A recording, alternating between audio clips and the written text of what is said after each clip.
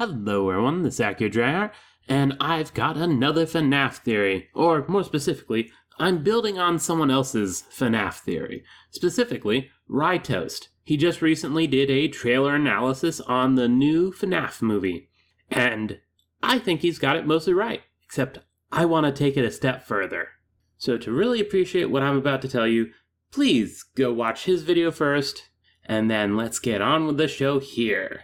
Though first, I will have one little thing. In the trailer, we see Afton rolling around, looking healthy and everything, and we've got some voice lines where, once again, sounds like he's healthy, despite Springtrap. So, RyeToast suspects that those are going to be flashbacks, and we're seeing how stuff happened in the past. The trailer starts with narration from who is likely William Afton, although he sounds fairly healthy here, so my guess is that this isn't a flashback or some sort of hallucination. After all, in some of the behind-the-scenes footage and a shot later in this very trailer, we see William Afton alive and well, and at the end of the first movie, he was spring-locked and left in a closet. However, going into some of the stuff that happens later on, we bring up the fact that, oh hey, this is kind of like the Twisted Ones. Which brings in one slight little development that everyone loves to hate, the illusion discs. And while RyeToast is talking about the trailer and going over all of the whole, hey, this is probably flashbacks, he mentions it could be delusions. However, what if it's illusions? What if it's illusion discs?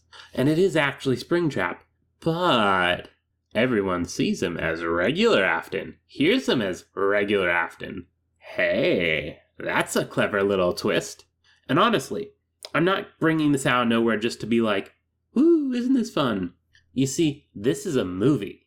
And you know what would look really super cool on a movie? A transformation scene of some sort. And illusion discs would allow for that. But anyway, that's just a little, haha, I've got a twist. Let's move on to, you've got a good point, but I want to add on to it. Specifically, as with the Twisted Ones, RyeToast believes that we're going to have the original animatronics come in and deal with the toy animatronics. Can you imagine a better set piece for the big climax of the FNAF 2 movie than the toy animatronics about to kill the main characters until the marionette leads the original withered animatronics in to save the day? For whatever reason, the toy animatronics are doing what they're doing. The trailer clearly shows them a wrecking face. However, something is brought up, but not really gone to the extent that I think it should.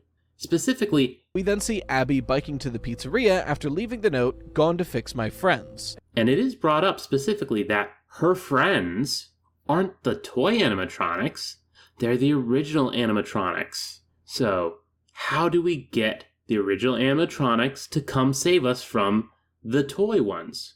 Why, Abby's gone to fix her friends. What if she's fixing those animatronics?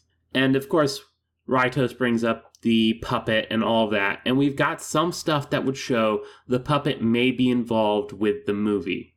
That's not part of my theory, so I'm not going to guess on whether the puppet will be in the movie, though I will note this would be the point to introduce it. But I do not believe it is the puppet riding in to save the day with the old animatronics. It will be Abby riding in to save the day.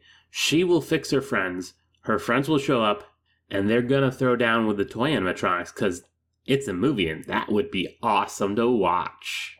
So yeah, that's my addendum to RyeToast's theory about the trailer. So please go down to comments, tell me what you think of that. I think it's a pretty nifty addition to RyeToast's theory, which I personally believe is going to at least be tangentially connected to the plot of the second FNAF movie. But you can always tell me about what you think of that as well. Also, please like and subscribe. This is RyeToast's, and I'm signing off.